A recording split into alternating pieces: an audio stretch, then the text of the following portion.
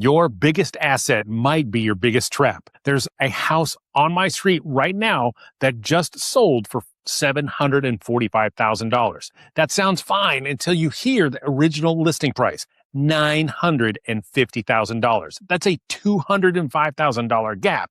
And that gap is exactly what I'm seeing boomers who are losing money in Moorpark and Thousand Oaks when they try to downsize in their market. I'm Saul Carter, and this is not a doom and gloom story. This is math, and the math has changed. All right, I'm not here to bash boomers because most of them did exactly what they were told to do. They bought a house, they paid it off, and they stayed for decades. And for the long time, that house was the single best financial decision they ever made. But the market has changed, the buyers have changed, and the cost of ownership has changed. Whether it's a 1980s tract home in Thousand Oaks, or a split level in Simi, or a fixer in Ventura Property, you need to understand what is happening before it costs you real money. Sellers look at their home and they see an asset. They see 4 bedrooms, a big lot, mature trees, a home bar in the backyard, and a 2-car garage. They see the home they raised their kids in, and they see equity. Buyers look at the same home and see a list of future expenses. They want to know how old the roof is, how old the windows are, and when the HVAC was last replaced. And they ask what the utilities are, when they run during the summer, and whether the bathrooms are original, and the property tax bill when it gets reassessed after the purchase. Sellers see history and the buyers see risk. And the risk gets the deal discounted. That leads me right into number 2. And today's buyers are not walking in to an open house trying to win the home. They're walking in thinking about how to avoid making a big mistake. That's a completely different mindset. And when buyers are afraid of making a big mistake, they become very selective. They don't want the biggest house. They want the safest house, the cleanest inspection, and the lowest surprise costs. They want the home where they can move in and not immediately write a check for a new roof, new windows, new flooring, and new plumbing. In Ventura County, the market data tells the same story. Well-priced, well-prepared homes are still moving, but homes that feel risky to buyers are sitting much, much longer, even in cities where the overall numbers look strong. Along those lines, bigger is not necessarily better. That 3,000 square foot home with the formal living room, the formal dining room, 4 bedrooms, and a massive yard is not what it used to be. A lot of buyers don't look at that and see luxury, they see work. More square footage means more to heat, more to cool, more to insure, and more to maintain, more to furnish, and more to clean. I've got a listing right now. It's a beautiful backyard, luscious flowers everywhere with a pool and all that stuff, and the people truly walk through and they look in the backyard and they have said, man, that is a lot of work to maintain this backyard. And as a matter of fact, the seller actually admits that she wants to buy something that doesn't have that anymore. In Ventura County, fire insurance costs keep climbing, and utility rates are doing the same year over year. A big house is starting to feel like a liability, not a prize. The county's single-family median home sits about $1,025,000 right now, but the buyers chasing that number are looking for manageable homes, not maintenance projects. Condos are moving at around $563,000 median, and townhomes are at $657,000 because the buyers want simple ownership. Now, this one is a sneaky one. If you've owned a home since 1980s or 1990s, your property tax basis is probably incredibly low. You might be paying $2,000 or $3,000 a year in property taxes on a home that is worth $900,000. That's the Prop 13 lock-in effect. It caps your taxes at 1% of assessed value with a 2%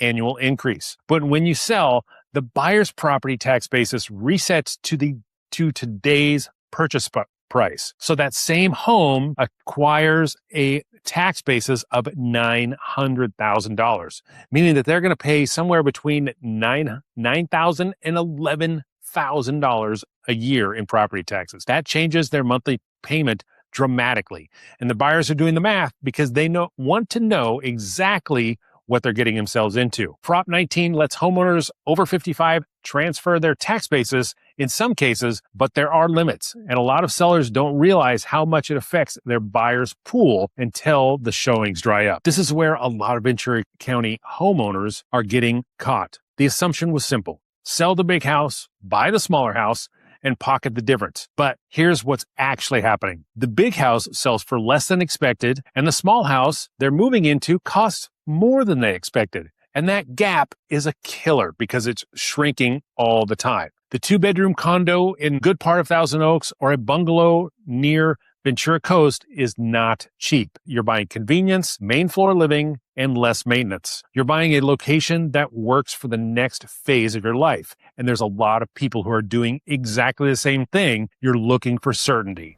And certainty is becoming expensive. One of the biggest mistakes sellers make in a market is overpricing. I use a simple rule: 21 days or 12 qualified showings, whichever comes first. If your home has had enough exposure and the buyers are still not writing offers, the market is speaking to you. And it's almost always one of the three things: condition, location, or price. And the only one of those three that you can truly control is price. The market doesn't care what your home meant to you. It cares what a qualified buyer is willing to pay for it. The longer you fight that reality, the more expensive the lesson becomes. In Ventura County right now, the median days on market is about 26. However, the average days on market is 44. That gap tells you something, because some homes are selling fast while others are just sitting. And the ones that are sitting are overpriced, dated, and or both. Listings in Ventura County have climbed from ultra-tight pandemic lows. More homes on the market means more competition. And when buyers have options, they get picky. Days of slapping a for sale sign in the yard and waiting for a bidding war are no longer the norm. If your home needs work, if it's priced at the top of the market, and if it's competing against newer, cleaner properties, it's going to sit. And buyers start asking the most dangerous question in real estate: what is wrong with it? In Q1 of 2026, we saw 1,211 sales across the county. That sounds like a lot, but the inventory is still running about 2 to 3 months supply. And a balanced market is a 4 to 6 month supply. So we're not flooded, but we're not starved either. In that middle ground, condition and pricing decide who wins. A lot of sellers think time is on their side. They think they just wait long enough and the market will come back to their price. But the boomers are reaching the downsize decision every single month. That means more large homes and older homes are coming on the market every single month. More competition for your same pool of buyers. And if you wait too long, you're not going to find less inventory out there. You're going to find more. Time isn't automatically on your side in this segment. National surveys show boomers are less likely to move than previous predicted, and many are choosing to renovate instead. But the ones who do sell are competing for the same buyers. And those buyers are getting choosier every quarter. Homes that sit on the market send a signal. Every price cut is a signal to the market that something is wrong with the property, even if there's truly nothing wrong with the property. The stale listing attracts lower offers. The seller who started out hoping for the top dollar ends up accepting less than they would have got if they just would have priced it correctly on day one. That's how equity disappears nice and quietly. In Ventura County, the average days on market are 44 days countywide. And in some areas, like Santa Paula, it's actually stretched out to 100 days. Those are not homes in terrible condition. Some of them are just missed the window. They were overpriced and they needed a little work the seller didn't want to do. Or they launched in a crowded segment without standing out. The first 3 weeks are the most important time in a listing. You don't want to spend the best part of your listing testing an unrealistic price. Here's the one nobody talks about. Even if you sell your home, you still have to figure out where you're going to go. The smaller homes that downsizers want, the bungalows, the condos, or the main floor primary bedrooms are low maintenance properties in good condition. Those are in super high demand, and they aren't cheap because of it.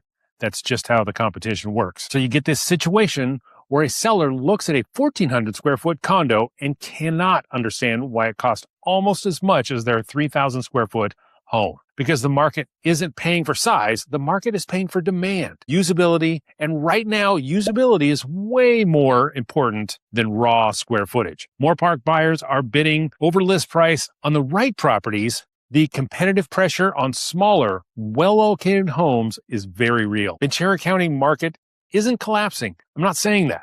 But the large suburban home is no longer the automatic winner just because it's large. Today's buyers want manageable homes, lower surprise costs, simpler ownership, and better usability. And the sellers who struggle the most are the ones who wait too long to accept what the market is telling them. If you're thinking about selling, especially if you're thinking about downsizing, the best time to make that plan is before you're forced to make that decision, not when the stairs are already a problem, or the furnace dies, or when your health makes that decision for you. Because when life forces a sale, you have less options. Price with reality, not with your memory. If you're putting together your plan and have questions, don't hesitate to ask. And thank you so much for watching, and I hope you have a great day.